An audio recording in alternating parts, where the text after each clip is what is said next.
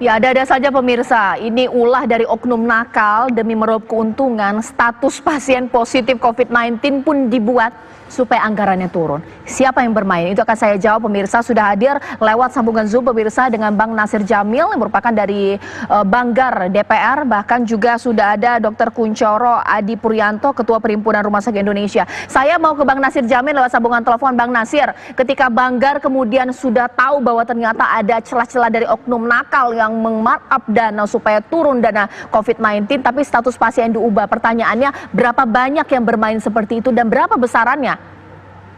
Caca, terima kasih. Tanpa mengurangi penghormatan kami ya kepada rumah sakit yang selama ini menangani pasien COVID-19 dan juga para petugas kesehatan, petugas medis yang menangani pasien COVID. Sebenarnya rapat pada hari itu sengaja kami mengundang Menteri Kesehatan, Menteri Pendidikan, Menteri Sosial dan juga Ketua Gugus Percepatan Penanganan COVID-19 Doni Munardo dan juga Menteri Keuangan serta senior Deputi Gubernur BI.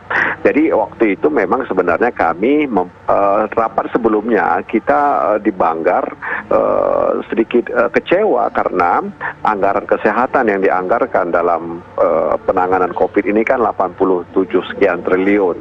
Sementara daya serapnya itu ya sekitar 4, sekian triliun.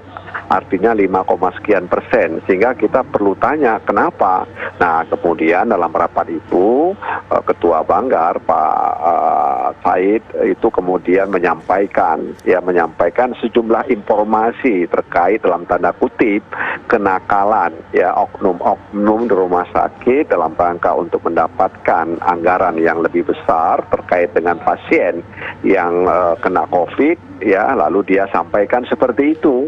Ya, ini kan sebagai bentuk pengawasan daripada anggota DPR yang juga Ketua Banggar. Dan tentu itu disampaikan langsung di depan Menteri Keuangan kepada Menteri Kesehatan Pak Terawan. Artinya kami meminta kalau benar sinyalemen itu ya ada di Jambi, di Pasuruan, di Ciamis, dan juga beredar juga di Pira di mana ada masyarakat yang menolak ketika misalnya keluarganya dinyatakan COVID-19. Nah, karena ini kan perlu penanganan. Kenapa terjadi seperti ini begitu? Ya, pemerintah kan harus bisa mengawasi benar nggak? Siapa yang bisa kita percaya? Apakah keluarga atau pihak rumah sakit kan begitu? Baik, saya langsung tanya kepada Dr. Kunchoro. Dr. Kunchoro, ini sebenarnya benar tidak bahwa ada oknum rumah sakit yang bermain mata untuk status pasien COVID-19? Bagaimana Dr. Kunchoro? Ya, saya tentu belum bisa mengatakan ada atau tidak, karena kalau ada informasi seperti ini, biasanya kita harus melakukan investigasi. Kalau bagi kami, Persi, kalau rumah sakit itu memang seperti itu, sudah ada pelanggaran itu.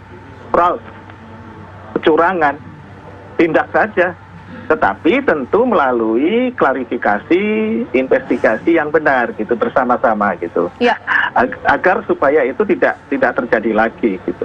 Itu Mbak Caca. Oke, sebenarnya Dok, bagaimana kemudian mengawal dari rumah sakit? Beberapa keluhan yang juga disampaikan bahwa sistem dari database dari rumah sakit ini juga menyulitkan sehingga kemudian ada selisih data. Apa jangan-jangan ternyata ini permasalahan data yang kemudian memang ternyata tidak sinkron sehingga kemudian arah kecurigaan ada markup dana COVID-19 atau memang benar ada yang bermain, Dok?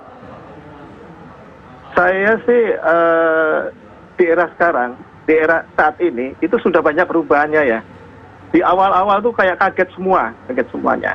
Jadi itu memang ketika awal COVID ini berpotensi ada selisih dan sebagainya, tapi semakin sedikit.